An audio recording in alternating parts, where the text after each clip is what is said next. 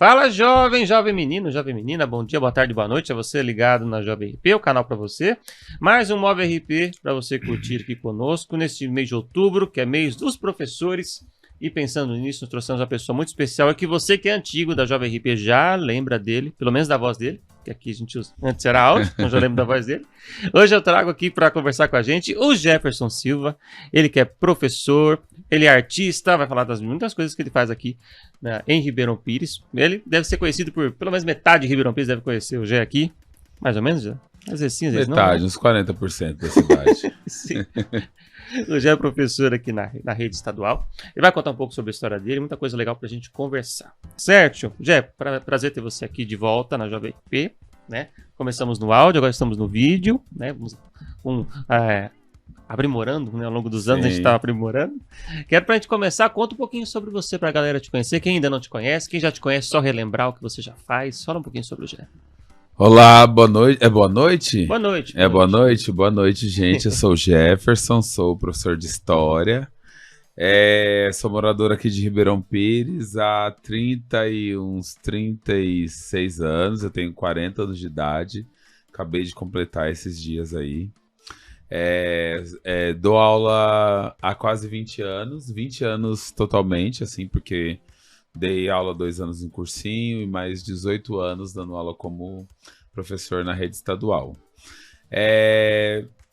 Amo essa cidade, gosto muito dessa cidade, tudo que ela me proporcionou, me ensinou, a tranquilidade. Apesar de não ser uma pessoa tranquila, eu gosto da tranquilidade dessa cidade. Além de professor, tive uma formação muito forte na Igreja Católica.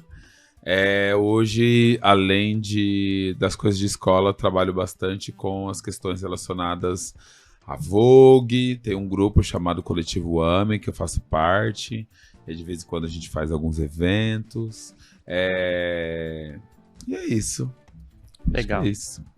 Pouca coisa. Vai ver que já fez muita coisa aqui. E tudo faz parte do mesmo caminho, né? Isso. Tudo tá na parte da educação. Tá tudo conectado. Forma. Sim. Ô, Jair, você já mencionou que você está há 20 anos de professor aí. Como é que começou a sua trajetória na educação? Como você pensou que ser professor era um caminho que você queria seguir? Na realidade, eu acho que eu sempre soube. Talvez eu não tinha aceitado, mas é algo que eu sempre soube. Quando eu era criança, eu era um bom aluno, assim, né? Tanto é que eu dei aula na escola que eu estudei. Então, tipo assim, se eu fosse mau aluno, tudo me ia perturbar a minha vida. Mas eu dei aula lá, então eu passei nesse teste. E eu acho que eu gostava de ajudar os outros alunos a fazer, ensinar e tal. Mas eu acho que eu não queria aceitar que eu queria ser professor. E aí, quando chegou o ensino médio, aí eu comecei a me envolver com pessoas, principalmente na igreja, todos eles tinham formação universitária, uma coisa que a minha família não tinha, os meus amigos não tinham, era uma coisa muito distante para mim. Só que todo mundo lá tinha, eu acho que isso acabou me influenciando bastante, e eu falei, será? Aí eu me lembro que era uma época que o sonho das pessoas era arrumar um bom emprego numa firma. Sim. Assim, você sai daqui, você vai pra firma tal, e eu não me via naquele trabalho de firma, né? Eu queria fazer alguma outra coisa. E aí veio o Enem, que não servia pra muita coisa, né? Era uma prova só, eu fiz o primeiro Enem, aí depois veio o programa ProUni, e aí eu me dediquei, né, ao Enem daquele ano, e eu acho que eu decidi... Não, eu aceitei que eu queria ser professor, porque quando você ia fazer lá o Enem, você tinha que colocar... quais são as suas opções. Uhum. E aí eu tava em dúvida entre vários, aí ia selecionando. E aí eu selecionei comunicação social, publicidade e propaganda, jornalismo, história e geografia. Eram 5 opções. Uhum. E aí eu ficava trocando as posições. Aí teve uma hora, no último instante, no último momento, eu coloquei história como primeira opção. E foi isso. Eu acho que era o último dia, faltava meia hora para a inscrição acabar, e eu nem sabia se eu tinha conseguido trocar, porque era uma época, né? Isso foi lá em 2006, talvez, faz muito tempo. E a internet era discada, então o site fechou, eu nem sabia se tinha Dado certo. se tinha trocado, se tinha dado certo. E aí, dia 1º de janeiro, saiu o resultado, tinha passado. E eu falei, que curso? Porque eu não sabia se era primeiro, segundo e foi pra história. E é doido, Rafa, que eu acho que quando eu falo pros meus alunos, assim, pra galera, é muito difícil você escolher profissão, porque você tá escolhendo uma coisa que vai ser pra sua vida toda. Ou pelo menos você planeja para que seja para a vida toda, ou pelo menos a sociedade, as pessoas dizem isso. Você vai escolher uma profissão é para a vida inteira. E a maioria das pessoas fica a vida inteira na mesma profissão, faz uma coisa ou outra. E é muito doido você escolher uma coisa que é para sempre. Sim. Às vezes é mais fácil a gente escolher uma coisa que vai demorar pouco tempo, mas o para sempre é muito difícil. E aí eu fiquei muito assim na dúvida. Eu falei, meu Deus, e agora? Será que é isso realmente que eu quero? E aí, nas primeiras aulas, assim, da faculdade, eu falei assim, eu vou sentar no meio, né? Porque eu não quero ficar nem na frente, nem no fundo, nem no lado, eu vou sentar no meio. E aí, nas primeiras aulas, as primeiras matérias, os primeiros dias, eu já fiquei assim, nossa, gente, era exatamente isso. Ai, que legal. E eu fiquei com medo, né, de me frustrar, de não ser aquele curso, de várias coisas que você pensa. Tipo, como eu vim de escola pública, nossa, não vou conseguir acompanhar, porque eu não tive uma boa formação, imagina. Foi muito tranquilo e eu fiquei feliz, assim. Isso no caso da profissão de história, né? A profissão de professor foi uma outra descoberta. Sim. Depois. Que você poderia ser historiador, né? Não precisava ser necessariamente Isso, professor. comecei com um estágio no Museu da Imigração, que é aquele legal. monte de trem velho que tem na Moca ali, né? Na Moca. Eu fiz um estágio lá sobre imigração. E aí já achei super interessante, né? Porque eram as coisas de historiador mesmo, né? Restauração de livro, aparecia um monte de coisa, mas eu percebia que eu gostava mais de trabalhar com gente viva, assim. A gente falava muito de a galera que morreu, as coisas dele. Eu gostava de gente viva, então eu acho que faltou um pouquinho dessa interação com as pessoas. Aí veio a sala de aula, com todas as dores e delícias, é o que eu mais gosto de fazer. Legal. Você foi da primeira turma do ProUni, não? Eu sou da primeira turma do ProUni. Na realidade, foi uma história muito interessante. Tinha um curso aqui na cidade. Esse curso chamava Educafra, é um curso que os franciscanos mantêm, né, para jovens negros e carentes. E ele ia ser a primeira vez que o curso ia ser implantado aqui. Eu até ajudei um pouquinho lá na implantação. Eu ia ser aluno do curso, porque eu ia fazer Enem, né? Mas eu tinha feito um Enem quando eu saí da escola. Assim, um ano depois, eu acho que era o segundo ou terceiro que eu ia fazer. Não, era o segundo. E já valia pro ProUni. A primeira vez que eu valia pro ProUni e tal. Ou é o segundo ano, aí eu já não me lembro bem. Mas eu acho que era o primeiro ano. E aí eu falei assim, não, eu quero me dedicar. Aí eu me matriculei no cursinho para ser aluno. Sim. E isso era final do ano. E eu ia começar a ser aluno desse cursinho em janeiro do ano seguinte. Só que eu também me matriculei, eu também já tinha feito a prova, fiz o cadastro lá do ProUni. Eu passei no ProUni. Então não faria mais sentido eu ser aluno, porque eu já estava no curso. E aí alguns meses depois... eu acho que alguns meses depois que eu tava no curso de História, o cursinho precisou de professor.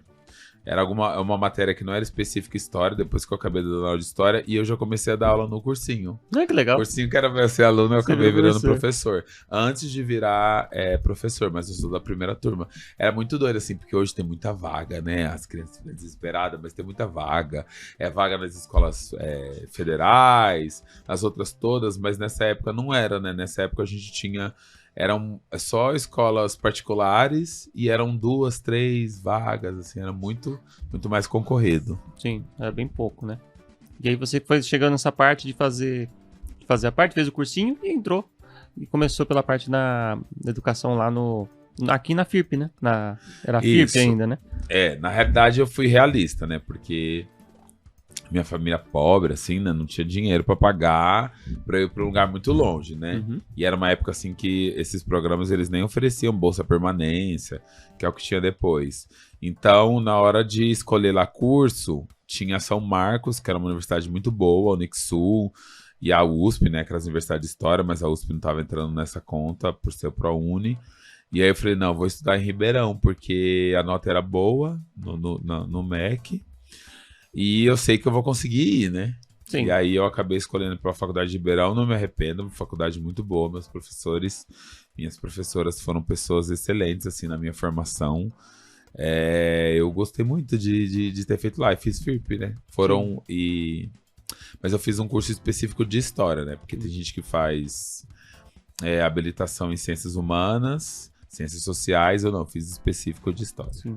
E eu não sei hoje em dia como é que é, mas com o tempo que você fez, que eu lembro que o curso de História era muito procurado aqui da FIP, né? Sim, é uma história muito bonita, porque chegou uma época de ter duas alunas no curso de História, e as professoras, elas lutaram para ele não fechar, e eu me lembro que a minha turma já era uma turma mais cheia, e a outra turma que veio depois mais cheia ainda. Então, tipo, foi um curso que ele acabou ganhando uma grande visibilidade, muitas pessoas de outras cidades. Eu me lembro que na minha sala tinha muita gente de Mauá, de Santo André, de outras cidades que acabavam porque os cursos de história eram muito longe e aqui era uma boa opção para você fazer, né? História para quem gostava. Porque nem história é um curso para quem quer ser professor, mas também para quem gosta das coisas, né? Curioso. Gosta de saber o motivo das coisas, o passado, entender as questões. Então, eu conheço muita gente que falou assim, gostaria de fazer história, mas não para dar aula, mas para saber, assim, de curiosidade, história, filosofia, sociologia, esses. Você escolheu história por ser professor de história, por curiosidade ou por outra coisa? Olha, eu fiquei na dúvida de história e geografia, porque como tinha que ter uma segunda opção, a geografia é a segunda opção. Uhum. Mas história, eu me lembro quando eu era mais jovem, e aí eu tava na igreja, assim, católica, e os meus amigos, toda vez que a gente conversava de alguma coisa, então a galera falava de coisas assim, normal, que todo cristão fala. E a gente gostava das coisas assim mais... umas curiosidades maiores, uma coisa mais aprofundada. E aí aquilo era muito curioso pra mim, né? Era tudo muito novo. Eu lembro que tinha uma época que a igreja tinha uns livros que ela proibia de ser publicado, né? Os evangelhos apócrifos. E a gente ia atrás, a gente pegava a Super Interessante, porque a Super Interessante ela sempre tinham várias revistas parecendo na Super Interessante, que tinham vários temas assim escondidos, e aquilo me deixava muito curioso, né? Sou uma pessoa muito curiosa, eu gosto muito de saber das coisas, da origem das coisas, eu tenho uma paixão pela origem das coisas, eu fico fascinado quando alguém me conta a origem de alguma coisa, e a história é justamente sobre a origem das coisas, né? Então, tanto na religião como qualquer outra coisa, toda vez que eu ouvi alguém falando a origem, eu falei, não, é exatamente isso, que eu quero saber a origem das coisas, né? Sim. E o passado, como as coisas foram mudando, então eu acho que eu me apaixonei por história aí. Muito legal. Gente, eu conheço o Gé já fazem o quê? Quase 20 anos que a gente se conhece. Deve ser pra Vai mais. fazer 25 para 6. Quase 20 anos que a gente se conhece aí.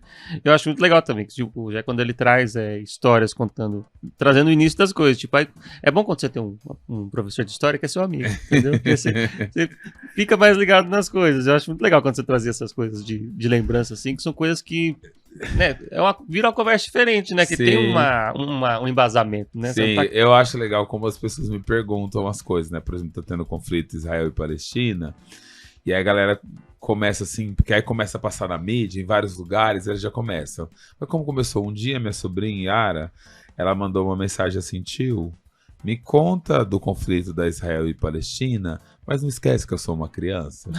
Tipo assim, me conta de um jeito, porque eu tô ouvindo os adultos falar, tá todo mundo falando, mas eu não sei o que é, não sei o que é Israel, não sei o que é Palestina. Só me conta pra eu entender. Então eu acho que é uma questão que leva a curiosidade das pessoas, né? Obviamente tem seu lado que é mais pesado, porque é muita leitura, é muita pesquisa, não é? A gente não pode se basear naquilo que a gente acha, né? Ainda que tenha isso, né? Que nós somos seres humanos, a gente vai achar muita coisa. Sim. Mas é muito baseado naquilo que aconteceu. Fora que tem uma coisa de história que eu acho interessante, que algumas coisas, elas, de uma forma ou outra, elas se repetem, né? Então a gente começa a acontecer uma coisa, a gente fala, isso já aconteceu. Já vi, já sei onde isso vai dar. Pode ser que tenha o mesmo destino ou não, né? Porque agora a gente tá numa outra vivência. Então aí eu acho que isso que acabou me deixando apaixonado, assim, pela história ali. Legal. Outra vez por ser uma pessoa muito curiosa. Sim. Aí, gente, para você que chegou agora, hoje eu estou conversando com o Jefferson Silva, professor, tá contando um pouco sobre a trajetória dele, né? Ele já foi da Jovem RP, você lembra dele? Sim, já esteve aqui na Jovem RP e estará de volta, quem sabe. Vamos ver no futuro. E só para fechar essa parte da história, já que você mencionou agora, só um adendo. Você percebe que as coisas acabam acontecendo assim, tipo numa volta, assim, tipo as coisas acontecem, depois muda, elas acabam voltando e parecido como foi, Sim. faz uma Eu tendência. acho interessante quando eu vou fazer alguma pesquisa de algum tema, e aí aquilo eu falo, ué, mas tipo assim, é agora ou era antes? Porque assim, tem coisas que são muito comuns, né? De acontecer, por exemplo, na história do Brasil. Na história do Brasil, tem coisas que ocorreram na história do Brasil que foram várias vezes. Vou dar um exemplo. Teve uma manifestação no Brasil, em 2015, que era por causa da passagem de ônibus. A revolta que a gente falou não é por 20 centavos. Uhum. Há muito tempo atrás no Brasil teve a revolta dos vinténs. Olha só. Porque aumentou 20 centavos na próxima ali da revolta da vacina, aumentou em 20 centavos a passagem do bondinho lá no Rio de Janeiro. Então você fala, nossa, olha, 20 centavos aqui, 20 centavos no futuro. Então é muito curioso, né? Algumas coisas, obviamente, que em contextos e tal, mas a gente tá falando do povo brasileiro. Às vezes a gente acha que as coisas mudam muito, assim. O passado era muito diferente do que é hoje, sabe? A gente vive outro. E às vezes não, né? Tem muita coisa que é semelhante. Legal. Já vem, gente, muita coisa interessante aqui. São coisas simples, parecem, mas geram grandes coisas. Legal, eu já fez história, fez o ProUni, fez o cursinho, fez história. Como é que foi o seu primeiro dia de aula? O que você lembra do primeiro dia quando você chegou para dar aula na sala de aula? Você já tinha, como já mencionou, já teve a formação na Igreja Católica, já deu crisma, foi coordenação. Isso, na realidade o meu foi um pouquinho mais fácil, porque como eu trabalhava com jovens na igreja, e aí eu comecei a dar aula, querendo ou não, eu já fazia o papel de estar lá na frente, de falar não tão efetivo como professor, mas já estava mais ou menos fazendo alguma coisa parecida. Meu primeiro dia de aula foi muito doido, assim, porque tem um dos alunos que é do meu primeiro dia, que eu fico sempre falando com ele, é o Wilson. Ele é meu aluno do primeiro dia. Eu fiz lá a inscrição para ser professor. E quando eu fiz a inscrição para ser professor, alguma escola tinha que me chamar, e para efetivar assim, a minha inscrição, eu precisava dar um dia de aula. Sim. A primeira aula, eles abriam o meu contrato, era assim no passado. E aí eu fui na escola, perto da minha casa, que é uma escola que eu estudei metade da minha vida, e no Casimiro da Rocha, que é a escola que eu estudei a outra metade da minha vida. Uhum. E aí eu fiquei assim, mandava aquele nervoso, né? Falei assim, meu, se eles me chamarem, eu faço o quê? Sim. E aí eu pensei assim, se as crianças começarem a perguntar coisa que eu não sei, e falar, não sei. Aí eu sabia uma tática que os professores me falavam, sobretudo professores mais jovens, que é não conta que é seu primeiro dia de aula. Uhum. Você dá aula há quanto tempo? Fala 1 ano. Porque se você falar que dá aula há pouco tempo, as crianças vão te engolir. Então, isso eu já sabia. Era uma aula de geografia. Eu entrei na escola onde eu estudei, uma escola muito tranquila, muito calma.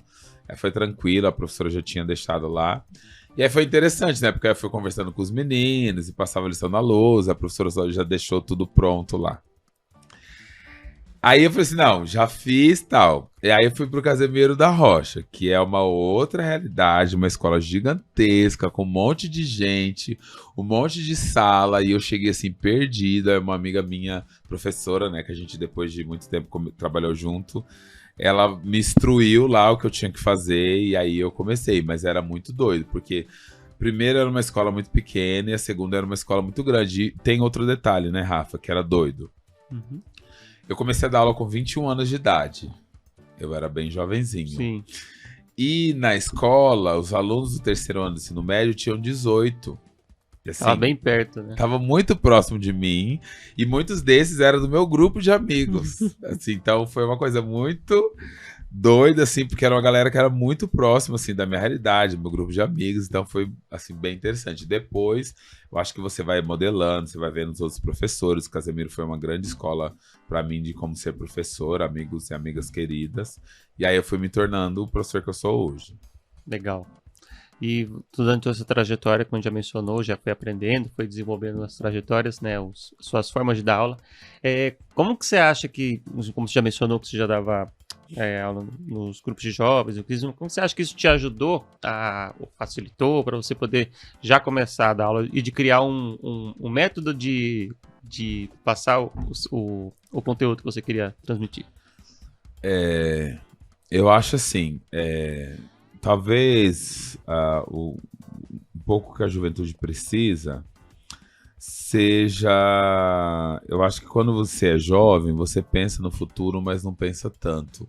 Você analisa o futuro como algo assim muito distante. Você não tá pensando nele, você tá vivendo agora, né? Eu acho que a juventude tem muito disso. Poucos são jovens que já pensam no futuro, isso faz parte da juventude, não é um problema. Faz parte da juventude que você viveu agora. Eu acho que quando você vai ficando mais velho, você vai pensando mais no futuro. Uhum. E eu acho que não só a igreja, mas qualquer outra coisa, pode ser um esporte. No caso lá da escola onde eu dou aula, tinha a galera que dançava. Alguma coisa que te mantenha ou que te dê uma oportunidade, um foco, que crie na sua cabeça um objetivo. Eu acho que quando as pessoas elas estão num lugar que dá um objetivo para ela e ela começa a traçar aquele objetivo, eu vi as pessoas próximas a mim que estudaram. E aí eu entendi. Aí aquele era o objetivo deles, que foi para a vida deles, e eu estava inserido ali. Então aquilo acabou criando um objetivo para mim. Então foi um grande bom exemplo aquilo, porque tinha um foco, uma disciplina, essas coisas de imaginar algo diferente do que estava posto. Por que eu estava posto? Trabalhar numa firma. Não que trabalhar em firma seja ruim, mas não era algo que eu queria para mim. E eu sabia também que a possibilidade de se fazer outras coisas era tudo muito novo, né? Porque para minha mãe, assim, eu me lembro quando eu passei na universidade, minha mãe falou assim, mas você vai fazer o curso do quê? História. Para ela não fazia sentido. Por que eu não vou fazer direito para ser advogado ou medicina ou qualquer outra coisa? Sim. Porque eram as profissões que estavam mais próximas daquilo que ela conhecia. Então eu acho que a igreja me deu um foco muito grande em criar uma meta para minha vida, um objetivo e um sonho que talvez as outras pessoas não teriam. Eu sou uma das primeiras pessoas da minha vila a fazer faculdade. Eu me lembro assim que na minha época assim, não tinha gente que fazia. Todo mundo, a maioria das pessoas vieram depois, né? Até pessoas da minha família, minha irmã fez depois, aí depois primos e outras pessoas acabaram depois, eu meio que inaugurei. Aí, e é muito doido, né? Porque você me sentia muito diferente de todo mundo, né? Porque mas faculdade pra quê? O que que é? Pra que que serve? Sim. Não era uma realidade para uma população parecida com a gente. Eu acho que hoje já é uma realidade para os jovens. Isso ajuda muito, porque eles já sabem o que tem, eles já sabem o que eles podem fazer. Por mais que ainda não pense, demora para decidir, mas já é uma realidade mais próxima do que foi para mim, né? Para mim era uma coisa doida, assim. Eu acho que eu fui muito agraciado com criar esse objetivo para mim. Sim. Que hoje em dia a gente pode pensar na faculdade, tanto nas formas, né? Que não seja pelo ProUni, tudo já tem mais possibilidade de você fazer a faculdade, né? Sim. Mas o tempo quando você começou, quando eu comecei também, ainda tava os projetos de incentivo, ProUni, essas coisas estavam novas ainda, né? Coisas que não tinham. Né? Fora que, Rafa, tem um rolê da família também, né? Ainda que na família tem pessoas que estudou, mas assim, tem muitas dessas famílias que não tinha ninguém que tinha estudado. Ninguém tinha passado pelo... Então, assim, eu vou pagar, vou ajudar a pagar, mas tipo assim... Qual que é o sentido, Qual é né? o sentido de fazer esse curso? Se ele pode arrumar um emprego numa empresa boa, por que fazer um curso superior? Fazer um concurso. Por que fazer um concurso? Então...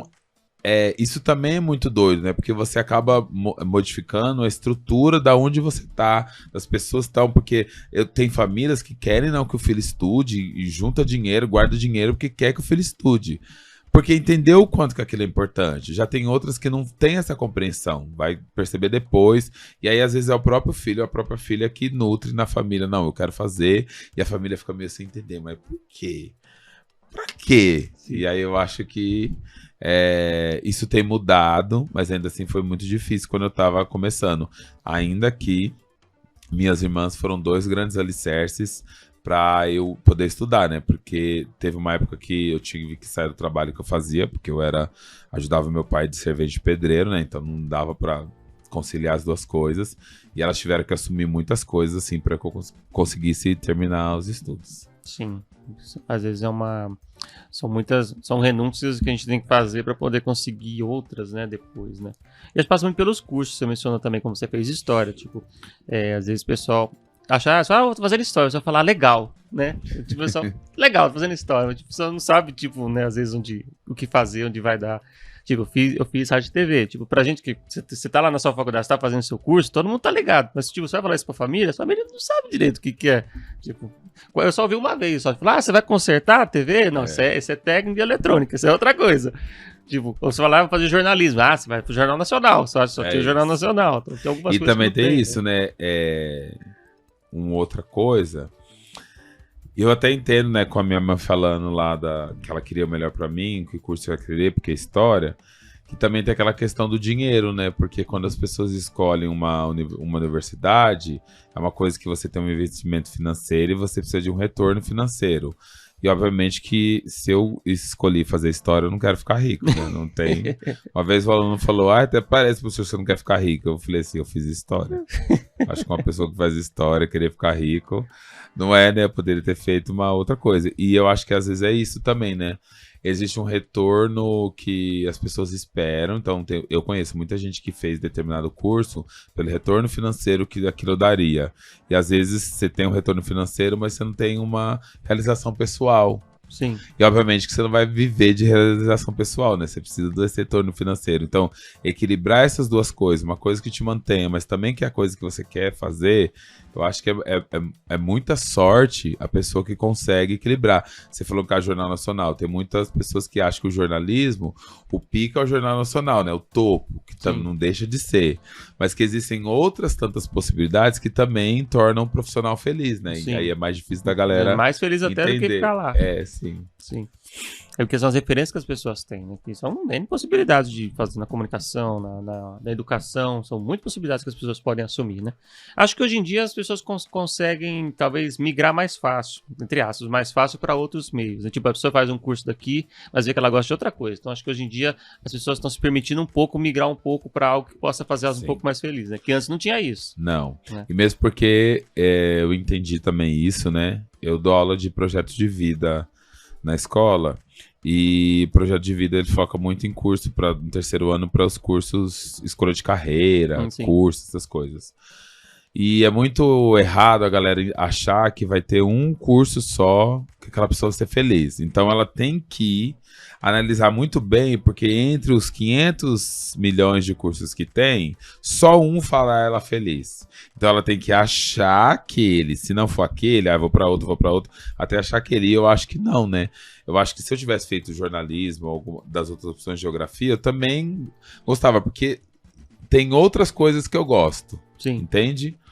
E eu acho que eu também seria feliz nessas outras coisas. Então, eu acho que é um perigo, assim, também, quando a pessoa foca numa coisa só. E dentro da história, querendo ou não, tem muita coisa do jornalismo que a história, por exemplo, quando uma reportagem jornalística é um fato histórico também, né? Então, para mim também é interessante. Por causa de história, acabou falando alguma coisa, eu já escrevi algumas coisas, participei de eu produzo, às vezes, vídeo pra internet sobre coisas de história, e isso tem a ver com jornalismo também, né? Com comunicação. Sim. Então, dá para você juntar as coisas que você gosta naquilo que você está fazendo oficialmente, né? De trabalho. Sim, fica uma especialização e as artes.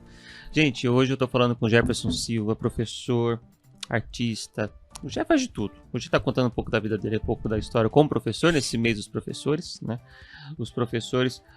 Falando em professores, Jeff, eu vou perguntar aqui como é que é a sua relação com os alunos, mas antes eu quero perguntar, como você vê hoje em dia a valorização dos professores? Eu vejo uma valorização que ela se concentra muito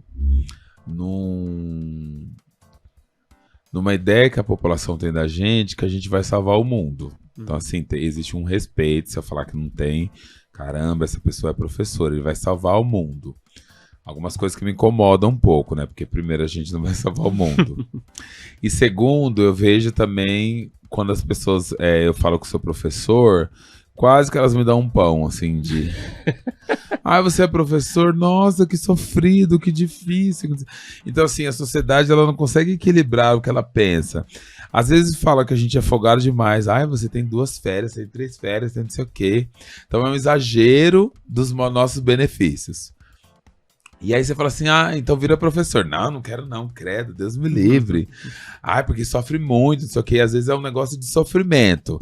Ai, porque é muito difícil aguentar aquelas crianças, não sei o quê. Então eu acho que a sociedade, ela entende o nosso trabalho, ela fala, respeita o nosso trabalho enquanto um serviço, quase que um trabalho voluntário. Mas quando chega na parte dos direitos, os deveres dos pais e dos responsáveis, aí a gente deixa de ser o salvador da pátria para ser o carrasco. Então, assim, tudo bem eu pegar meu filho, deixar na escola, mas se esse professor quer que eu olhe o caderno do meu filho, esse professor tá dando nota vermelha pro meu filho, esse professor, ele brigou com meu filho, disse não pro meu filho, aquilo já passa a ser um absurdo, porque não é para isso, é para mim colocar ele lá, ele ficar quietinho, e a criança ficar obediente, voltar para minha casa melhor do que eu deixei lá. Então eu acho que a sociedade, ela tem falhado bastante com os professores em relação a como eles não veem, uma forma muito estereotipada, e naquilo que é para nos apoiar, a gente não tem tanto apoio, não. É bonito, vai chegar dia 15, vão parabenizar, não sei o quê, mas o parabéns efetivo é o respeito efetivo, né? Tanto de valorização salarial, como condições de trabalho e outras coisas, como a valorização do nosso trabalho, né? A gente na escola tem assumido funções que elas não são nossas. Uma geração ansiosa como essa, que muitos deles nem são tratados, a gente assume um papel de psicólogo que nem é nosso.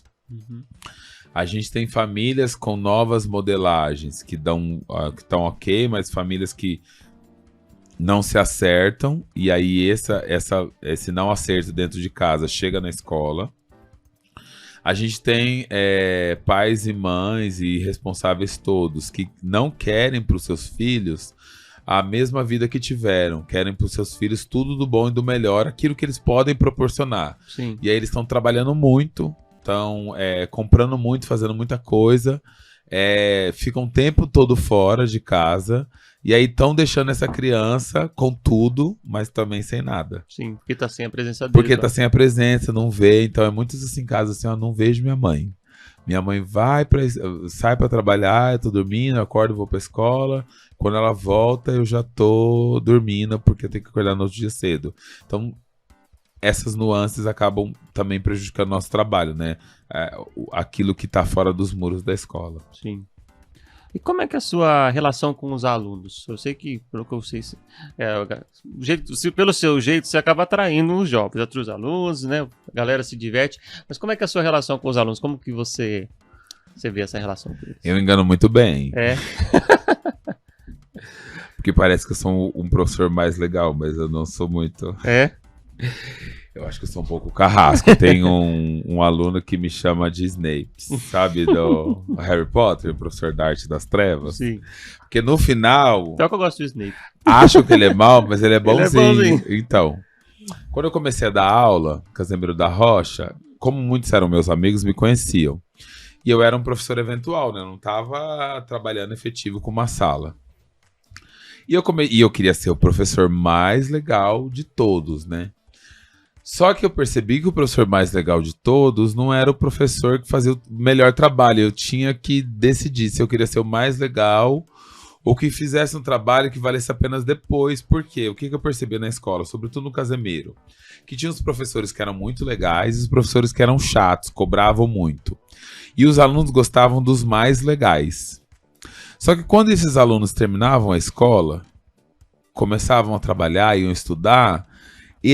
a lembrança que eles tinham eram dos mais chatos, os mais legais eram esquecidos. Porque na maioria das vezes, o que é um professor legal para um adolescente? Que deixa ele fazer tudo o que ele quiser. Só que aí depois que você vira adulto, você vai estudar, você fala, nossa, eu não prestei atenção naquela aula, o professor queria me ensinar. Então eu vejo que eu fiquei um pouco mais carrasco nesse sentido, exigente, mesmo porque eu dou aula para pessoas que têm uma origem muito próxima à minha, né? Eu dou aula para pessoas que vieram no mesmo bairro que eu, seja o bairro maior que é Ouro Fino ou o bairro menor que é o Soma, e eu entendo que não dá para ser de qualquer jeito, então eu me tornei muito exigente, assim, eu sou o professor que tem a prova mais temida. Sim. Em contrapartida,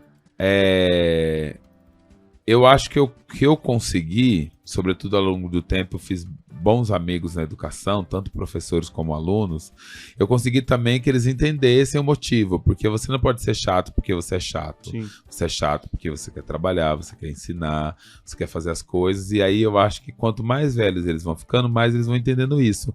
E a devolutiva é muito legal. Teve uma aluna que a sala dela eu peguei bem pesada, era bem tal, e ela terminou a escola. E ela sempre fala comigo, continua, seja igual, porque talvez se todos os professores deixassem a gente fazer o que a gente quisesse, para onde que a gente iria? Como que a gente estaria pronto para ir para uma universidade? A gente ganhou o diploma, mas só isso. Então hoje eu tenho uma relação assim de amor e ódio com as crianças. Amor e ódio assim, eu me amo, me odeia.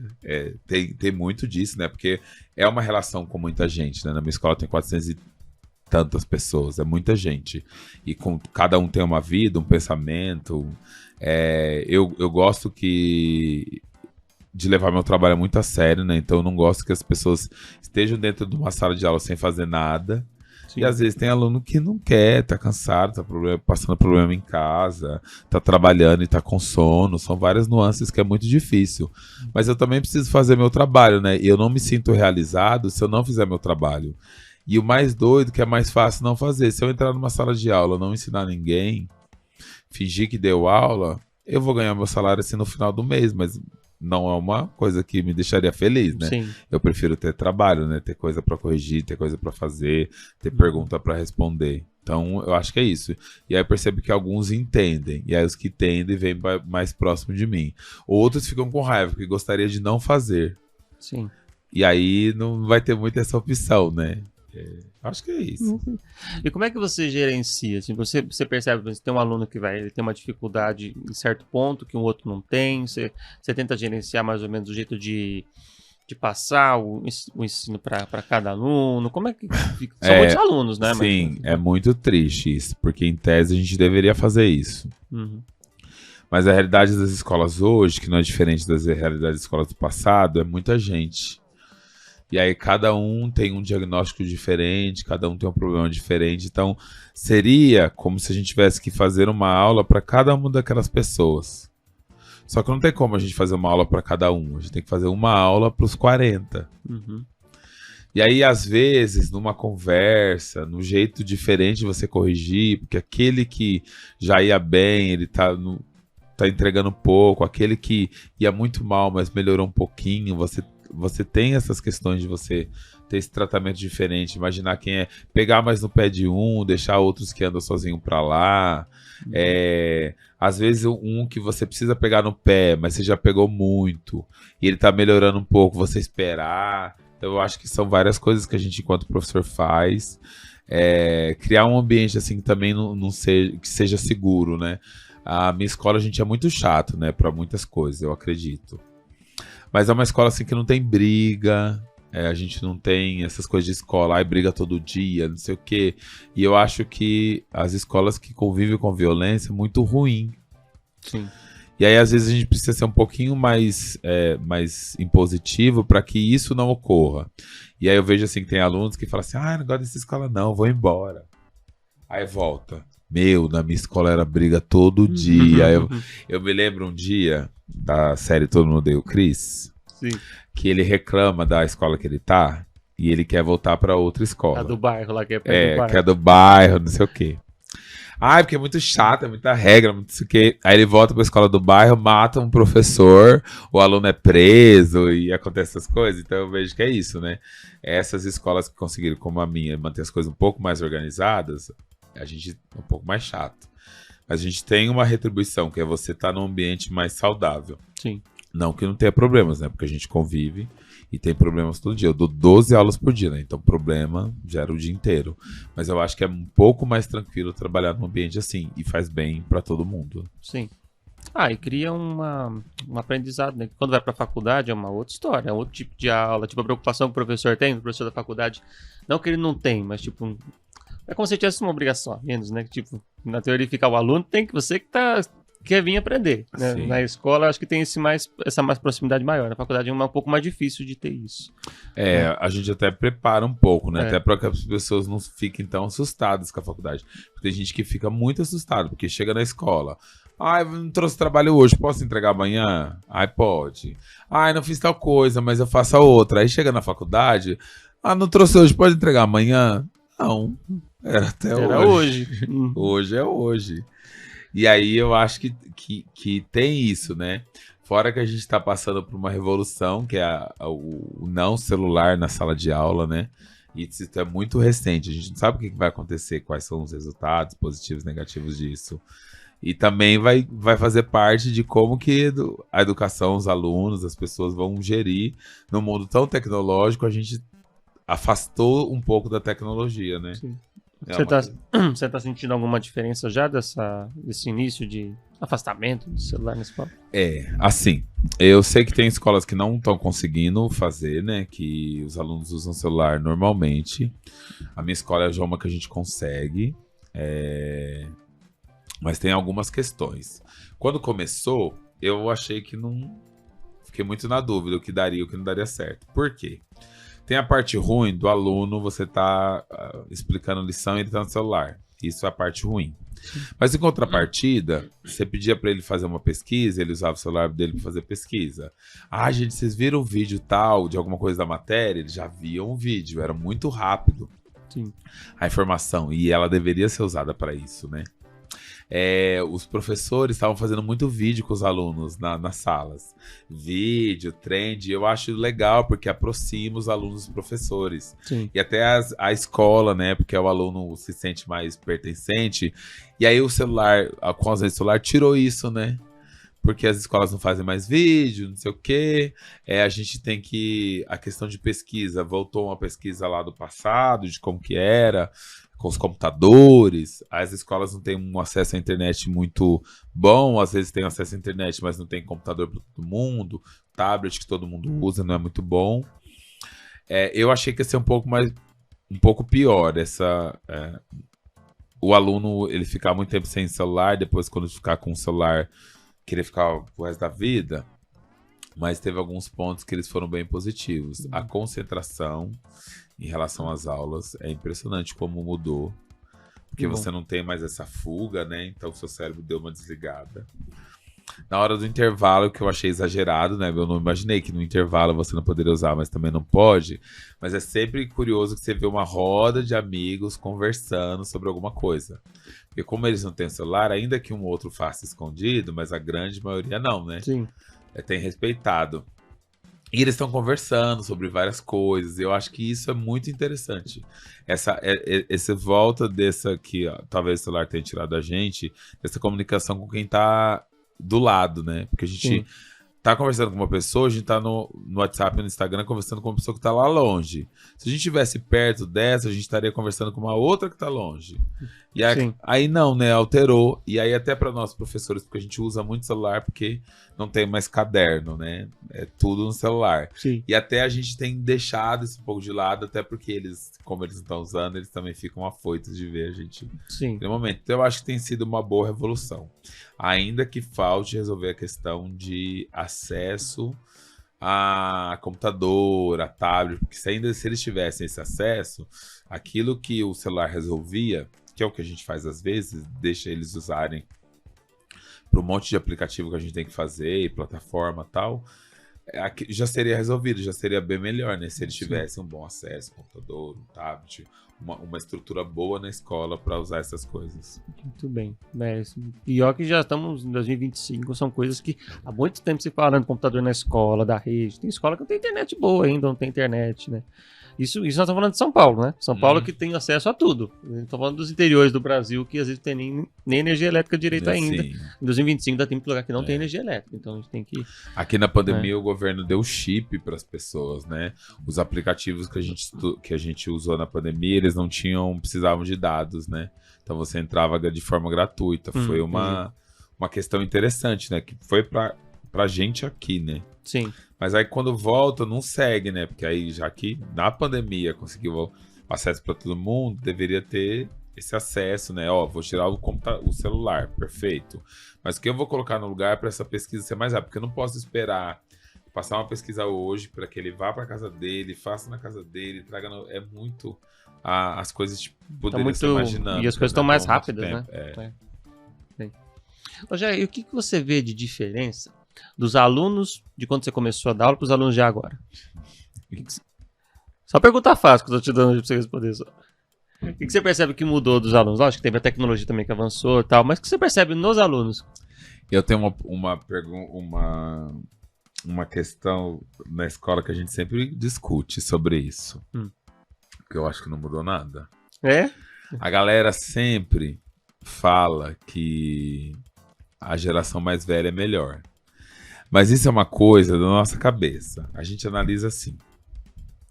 Eu encontrei com alguns ex-alunos que terminaram a escola recentemente, eles falaram, nossa, professor, tava vendo esse povo de agora e da escola, nossa, como eles não querem saber de nada, não sei o quê, mas esses que estão falando, também era assim.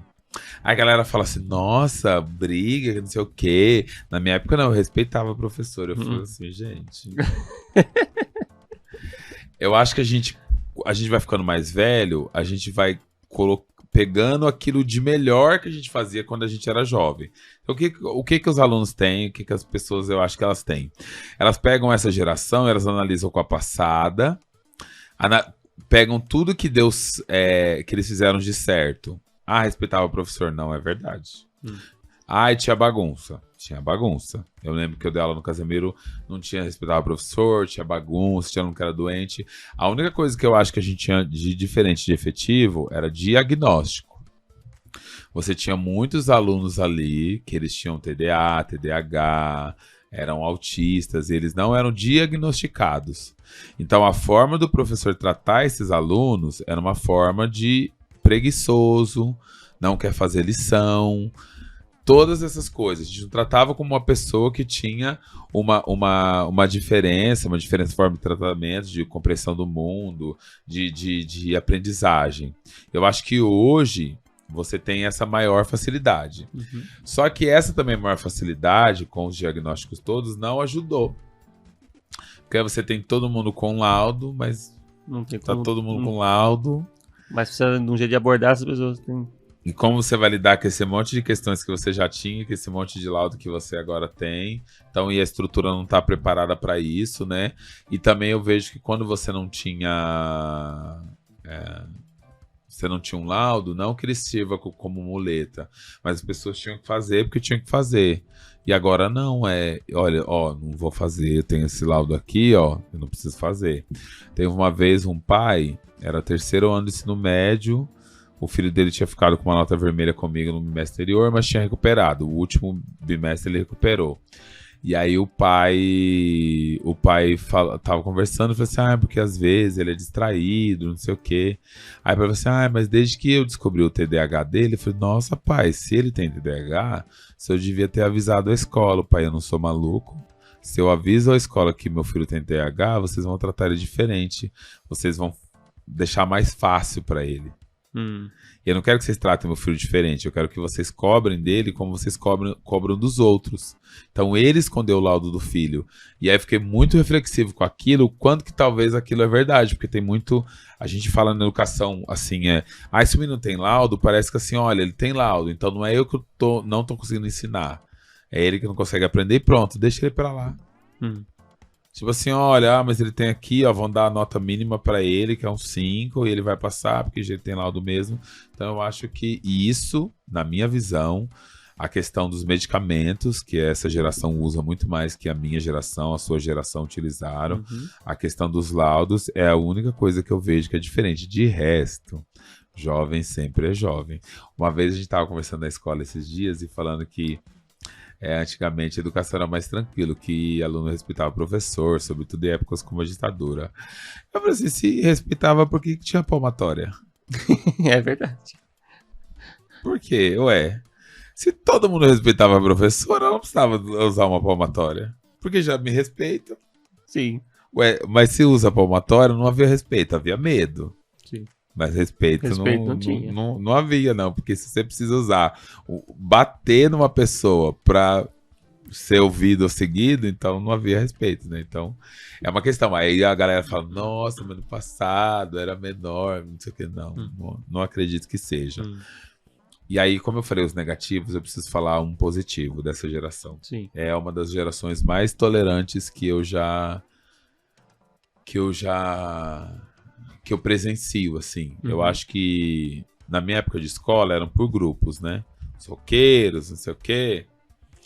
E aí tinha aquela galera que era rejeitado, talvez o mais gordinho, o homossexual, essas pessoas, alguém que ia numa outra religião diferente e tal. E essa geração não tem essas questões. Eu não dificilmente, assim, eu não me lembro que eu peguei, por exemplo, um caso de homofobia na escola. Não a geração. Um caso assim de alguém que vai numa religião diferente, na Umbanda, Candomblé, espírita, e sofreu algum preconceito por causa disso. Ainda com todas as questões. Então eu acho que é uma geração muito mais tolerante, né? Aquilo que a minha geração não foi, que tudo zoava o outro, né? Que o bullying era uma coisa assim, muito normal. Apesar dessa geração reclamar mais, sofrer mais, mas também é uma geração que aceita muito melhor o outro. E é muito interessante trabalhar com pessoas que aceitem muito melhor o outro. E às vezes eles reclamam até dos próprios pais, né? Porque os pais deles pensam de um jeito. Sim. Não aceitam aquilo que é diferente e tal, mas eles, assim... Já não é um problema para eles. Já não é um problema para essa geração. Isso é muito interessante para eles. Legal. Rogério, daqui a pouco a gente está quase no final do nosso programa, mas eu ainda quero aproveitar e perguntar para você. E o que você acha que mudou no professor Jefferson de 2010 para 2025? Na verdade era 2007. Comecei em 2007. Já deu uma folguinha para você. De 3 anos. Eu acho que muita coisa. Muita coisa. Eu acho que uma coisa que eu fico me cobrando sempre, porque eu sempre fui o professor mais jovem, né? Então, aquele que trazia as coisas mais jovens, mais atuais. Ainda que eu seja jovem, no sentido do jeito que eu falo, essas coisas todas, eu percebo que algumas coisas eu envelheci com a educação, né? Quando eu chegava na escola, tinha sempre aqueles professores mais velhos, que já estavam na escola há muito tempo, que já faziam a mesma coisa há vários anos e já estavam direito. Aqueles assim que eles meio que comandavam a escola, porque eles já estavam ali há muito tempo. Os dinossauros. Ai, gente, os dinossauros, parecia, eu nunca vou ser essa pessoa, pois eu sou um dinossauro na escola onde eu tô. Eu já tô lá há 12, 13 anos, né? Então é muito tempo. Então, aí algumas coisas eu tento não me policiar, justamente para não ficar fazendo sempre a mesma coisa, né? Porque eu acho que tem isso, né? É muito confortável, né? Eu já dou aula há muito tempo para todas as séries, então já sei das matérias, já sei o que cai, já sei o tema, mas assim, de trazer alguma coisa nova e tal. E eu acho que o mais difícil é como que existe uma péssima valorização do profissional de educação, acaba que nós todos temos uma vida muito maluca. Por exemplo, eu tenho uns 50 aulas por semana. Isso dá uma média de 12, 13 aulas por dia. E aí... é muito difícil você gerir essas coisas todas. Obviamente, se eu tivesse metade dessa jornada, eu faria aulas muito mais interessantes, né? Mas com essa jornada... não dá tempo, né? Não dá tempo de fazer muita coisa. Mas ainda assim, o espírito de gostar da educação e achar que a educação é uma das coisas mais importantes para uma sociedade, eu ainda permaneço assim igual. O amor pela educação, a ideia de não fazer outra coisa na minha vida, ela permanece mesmo. A mesmo Jefferson sonhador que começou a dar aula, que não, é aqui que eu quero fazer ficar, é o mesmo que eu permaneço hoje. Não é uma profissão que eu estou de passagem. Estou aqui enquanto eu não arrumo uma coisa melhor. Para mim, essa é a coisa melhor que eu posso fazer para a sociedade. Minha contribuição social é ser professor e meu trabalho é ser professor. Então, eu quero ser respeitado enquanto uma pessoa que está fazendo uma sociedade melhor através da educação e ser respeitado enquanto um profissional que está trabalhando e merece ser pago assim, de uma forma digna, assim como as pessoas que trabalham comigo. Legal. Rogério, quais são os seus planos para o futuro? O que você pensa fazer aí? Ai, meus planos para o futuro é terminar minha casa. Um presente que a educação me proporcionou, né? A educação me abriu o mundo, assim, para muita coisa, né? Viajar para alguns lugares. Eu viajo, assim, para alguns lugares do Brasil, mas eu quero viajar para fora, depois que minha casa estiver pronta. Uhum. Eu acho que para educação, eu fiz uma pós-graduação recente em sociologia. Fiquei um pouco apaixonado por sociologia, agora estou um pouco apaixonado por filosofia. Dependendo da minha jornada, penso em alguma outra parte de estudo. Mestrado ou doutorado não, porque minha jornada é muito cansativa e eu sei, acho que eu tenho que ser realista, que não cabe. Mas algum curso, alguma coisa.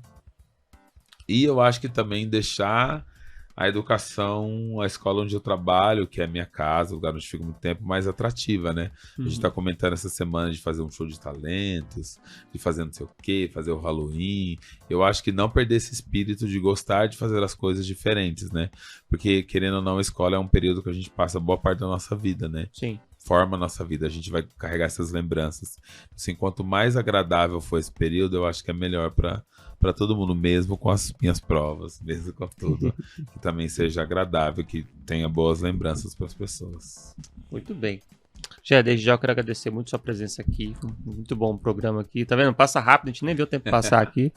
Rogério, antes de a gente terminar, queria que você deixasse recados para os seus fãs, seus alunos, as pessoas que te seguem. Que tem muita gente que te segue aqui, que tá acompanhando o programa também. O que você quer deixar de recado pra galera? Olha, eu quero deixar de recado. Eu vi um vídeo antes de vir para cá do João Gomes, que é um grande cantor desse país, agradecendo a sua professora por ter ensinado ele a ler e escrever. Porque as músicas que ele escreve, o que ele lê, foi graças a ela. Eu acho que meu pedido, assim, às pessoas é que não esqueçam seus professores. Me lembro de uma época, talvez isso mudou um pouco, quando eu comecei a dar aula, que os professores eram muito lembrados, né? Assim, ai, minha professora, ai, passou num concurso, fez um post lá agradecendo a professora, voltou na escola para falar, olha, professora, eu consegui isso. Eu acho que as pessoas, elas estão esquecendo. Às vezes tem gente que celebra vitórias, ai, consegui no seu intercâmbio, esquece o professor do intercâmbio. Quem possibilita? A professora de inglês do ensino médio fundamental que possibilitou o inglês na vida daquela pessoa. O professor de história, geografia, de matemática. A pessoa agora trabalha no mercado financeiro, mas esqueceu do professor de matemática que ensinou as 4 operações, né? Então eu acho que um pedido, sobretudo nesse mês de outubro, é que não esqueçam seus professores, valorizem essa profissão, porque a gente vai ter uma sociedade muito melhor, né? Com uma educação mais valorizada e as pessoas que estão nela. Muito bem. Aí, gente, um belo recado pra gente fechar o nosso mês dos professores em outubro, né? Lógico, precisa de valorização, continuar avançando, possibilidades, tanto para os professores quanto para os alunos, profissionais do ensino, seja estadual, seja municipal, seja universitário, né? Que são uma galera também que trabalha bastante também. E que a gente possa trabalhar mais para frente, conversar sobre temas mais de melhorias para a educação, né? Que não é... Às vezes o pessoal fala, é greve, né, de professor e tudo, só estão reclamando. Não, gente, se tem uma manifestação de busca é por melhoria, né? Sim. Se busca melhoria porque tem necessidade de algumas coisas serem mudadas. Quando não muitas, né? Vamos falar algumas para não falar muitas, né? Bom, gente, mais uma vez queria agradecer, Gé, muito obrigado pela presença, sempre bom ter ele aqui. Vamos ver se a gente consegue fazer uns outros programas trazendo o Gé de volta aqui com a gente já fez muita coisa, vamos continuar fazendo. Certo, gente? Semana que vem estaremos de volta com mais um convidado, uma convidada, durante a semana você descobre. Esse foi o Mob RP, aqui no canal Jovem RP, é o canal pra você. Certo? Tchau, gente, até semana que vem.